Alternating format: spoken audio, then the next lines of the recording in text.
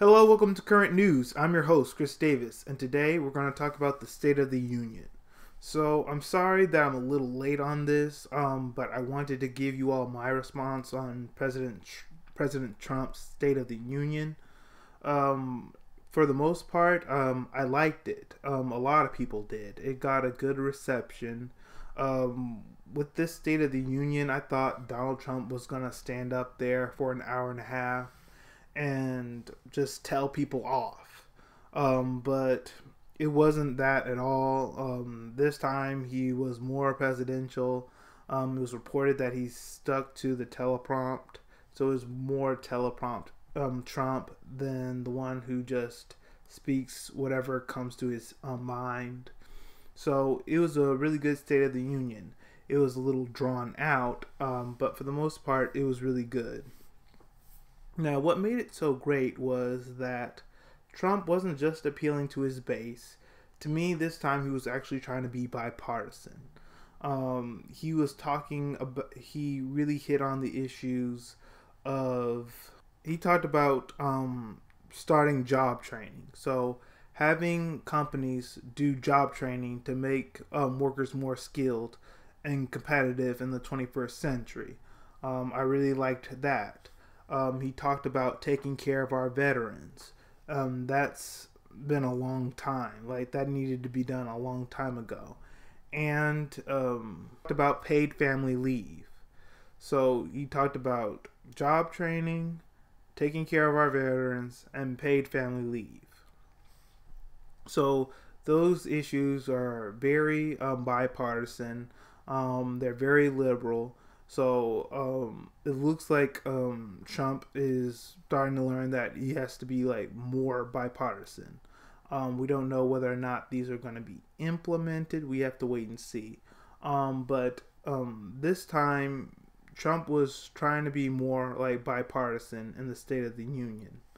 Another thing that made it really good was he used personal stories. So throughout the State of the Union, he had these people who went through these life-changing events, and then he connected it to the certain issue.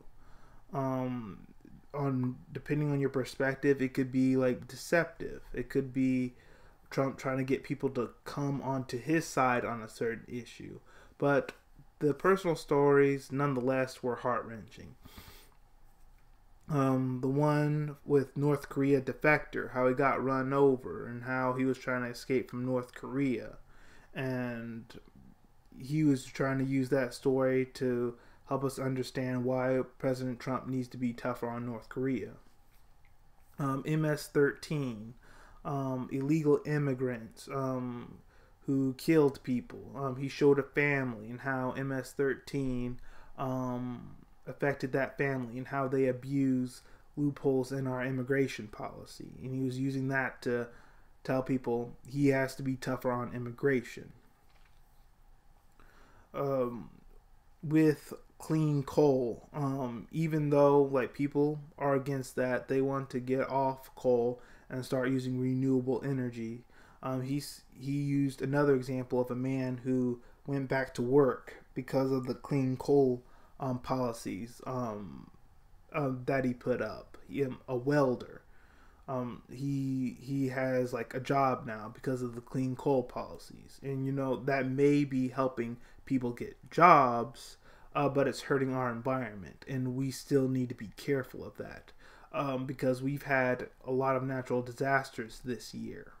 We had the hurricanes in Houston and Puerto Rico, and they're still being affected by that. And we had these wildfires in California, which eventually caused a huge mudslide when it rained. So global warming affects like the environment, affects the weather, and we're gonna have more powerful natural disasters if we don't find a solution to renewable energy and how to stop carbon dioxide from getting into the atmosphere. So with Trump's clean coal jobs, he's putting people back to work, but he's hurting the environment. On immigration, his immigration policy, it has like mixed reactions.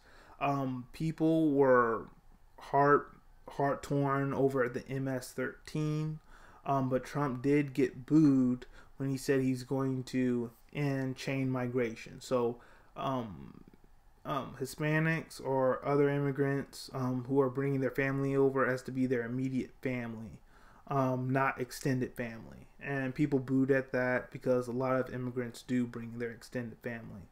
Trump also announced he wanted to change or end the visa lottery program. I talked about that in my other video about Trump and DACA. But I said that his his immigration policy has mixed reaction.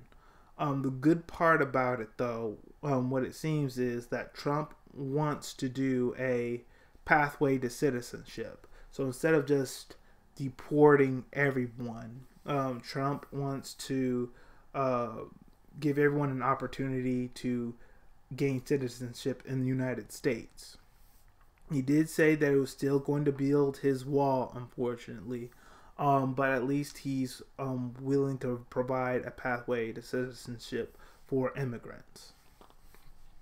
So, President Trump's State of the Union was it was good. I liked it. There were some things on the issues that I didn't like, but for the most part, it was good.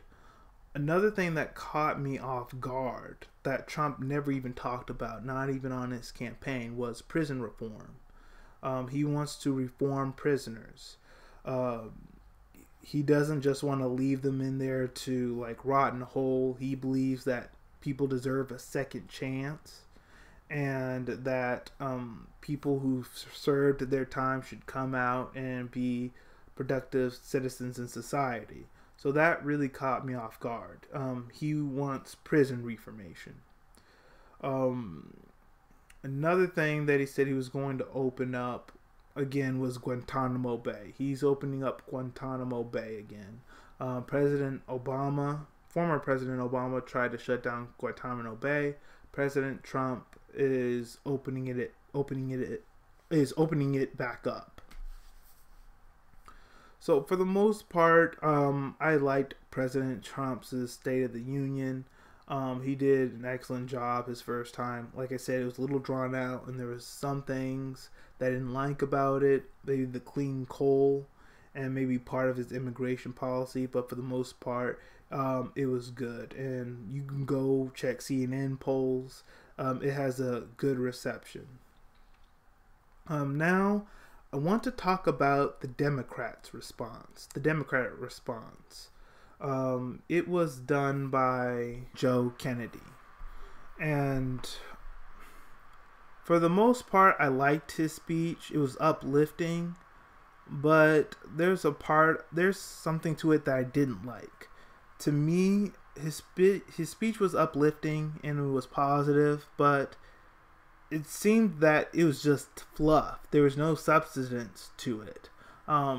He talked about how Trump and his administration wants the country to pick one or the other. An example of what he was saying. This isn't exactly right, but this is an example. He was saying that Trump's administration is basically forcing the country to choose either opioid addiction in Flint, Michigan, or like job losses in like the Midwest and Wisconsin. And he said that the Democrats choose both. And to me, that's very uplifting. That's very positive. But how are you going to do it? What plan do you have to? What do you have to implement your plan? How are you going to implement your plan? It's nice that you want workers to be like paid more, and you don't believe that the CEO should be paid 300 times more than the people who work for him. But how are you going to implement that? What's your plan to implement those policies?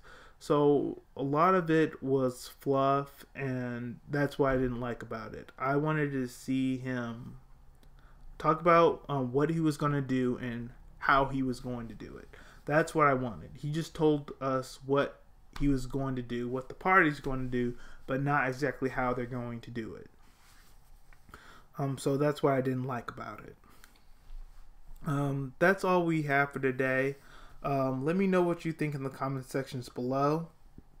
Did you watch the State of the Union? If you did you like it? Did you not? Let me know in the comment section below. Also, go in the description box and follow me on Facebook, Twitter, Instagram, and LinkedIn. Also, if you guys really want to help me and help my channel, please share with all your friends and hit the like button and the subscribe button. YouTube has changed its partnership program, and now if you want to make money off of YouTube, you have to have a 4,000 hour watch time and 1,000 subscribers. So if you really want to help me, just share my content and hit that subscribe button. All of you have a great day.